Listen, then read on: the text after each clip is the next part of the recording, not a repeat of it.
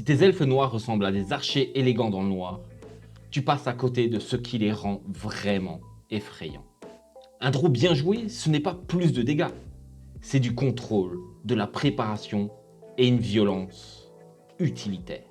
Ils ne cherchent pas un duel, ils cherchent une prise. Aujourd'hui, je te donne leur doctrine et je te montre comment la jouer à table, scène claire, décision forte et zéro triche. La doctrine draw.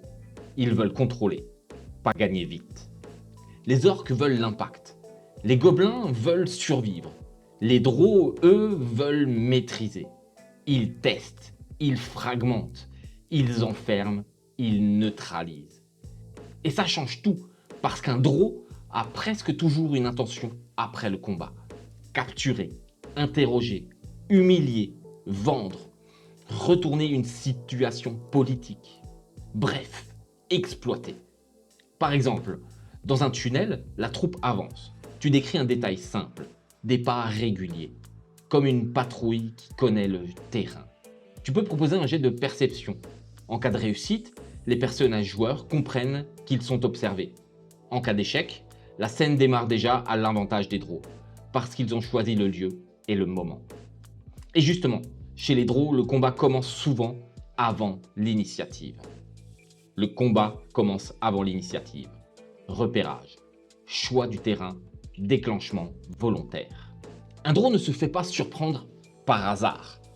S'il y a rencontre, c'est qu'il a laissé la rencontre se produire. Ils ont des éclaireurs et ils tournent en boucle courte. Ils alimentent un poste de commandement.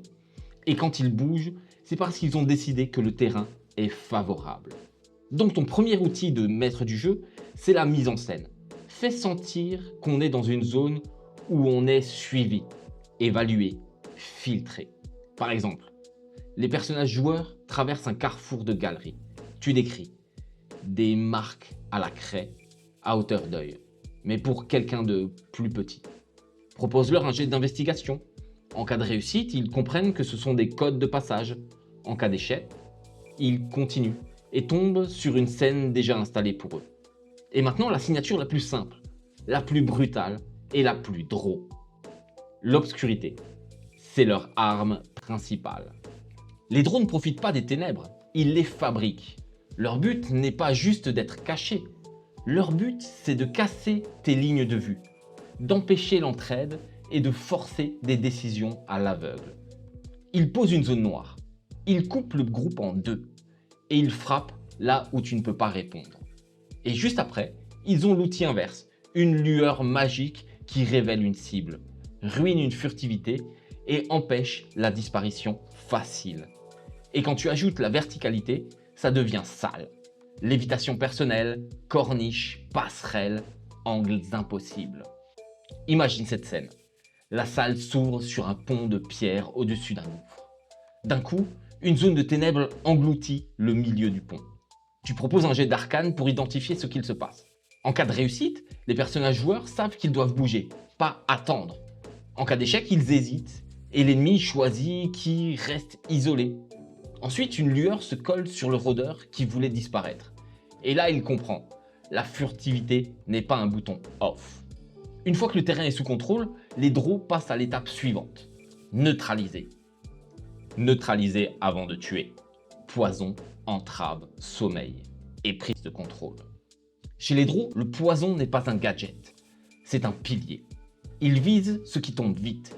Il cherche la cible qui n'a pas de résistance. Ils punissent les lanceurs de sorts et les éclaireurs. Et surtout, quand une cible est neutralisée, ils ne s'acharnent pas. Ils passent à la suivante. Parce qu'ils ne veulent pas des corps, ils veulent des prisonniers. Ça transforme ton combat. Il devient oppressant, humiliant, méthodique. Un carreau touche. Tu annonces calmement. Ok, jet de sauvegarde de constitution. En cas de réussite, le personnage joueur tient, mais il comprend qu'il ne peut pas encaisser 10 tests. En cas d'échec, il chancelle, ses jambes le lâchent. Et là, tu joues draw. Tu ne finis pas la cible, tu la sécurises. Tu changes de cible et tu poses la question au groupe. Vous faites quoi? Vous la laissez? Et ce qui rend ça vraiment terrifiant, ce n'est pas chaque draw, c'est leur discipline. La force d'un draw, c'est l'unité. Hiérarchie, coordination, couverture. Un draw ne se bat pas en individu, il se bat en unité.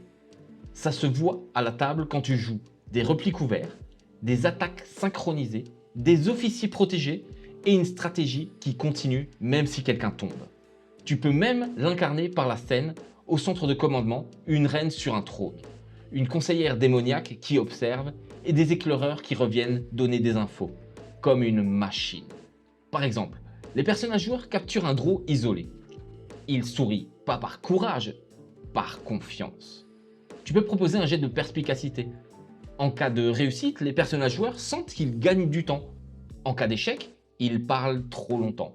Et là, tu décris des pas réguliers, pas pressés, coordonnés. La troupe arrive exactement au bon moment, parce qu'ils jouent en réseau, pas en improvisation. Si tu veux d'autres vidéos tactiques de monstres, comme celle-ci, abonne-toi. Like si ça te donne des idées jouables et commente. Toi, tes draws, tu les joues plutôt archer ou contrôleur?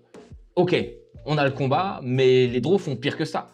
Ils gagnent des guerres sans se salir. Guerre par procuration. Détourner des auxiliaires pour nettoyer à ta place. Les draws adorent une tactique très simple. Faire le sale boulot par d'autres. Ils manipulent une faction, ils la soumettent, puis ils l'utilisent comme bélier contre un ennemi local. Et ils ajoutent le détail qui fait vrai. Un système de reconnaissance. Un signe, une insigne, un « ne tirez pas sur les nôtres ». Ça, à table, c'est génial, parce que tu peux créer un champ de bataille où les personnages joueurs ne comprennent pas tout de suite qui obéit à qui et pourquoi. Ça peut donner quelque chose du genre, dans un labyrinthe, les personnages joueurs voient des minotaures en croisade. Ils attaquent tout, sauf les silhouettes portant un insigne précis. Tu peux leur proposer un jet d'investigation pour repérer le pattern. En cas de réussite, les personnages joueurs comprennent qu'il y a un contrôle derrière. En cas d'échec, ils prennent ça pour une guerre de monstres, jusqu'à tomber sur la vraie main qui tient les ficelles. Et quand quelqu'un gêne les draws, ils ne négocient pas, ils répriment.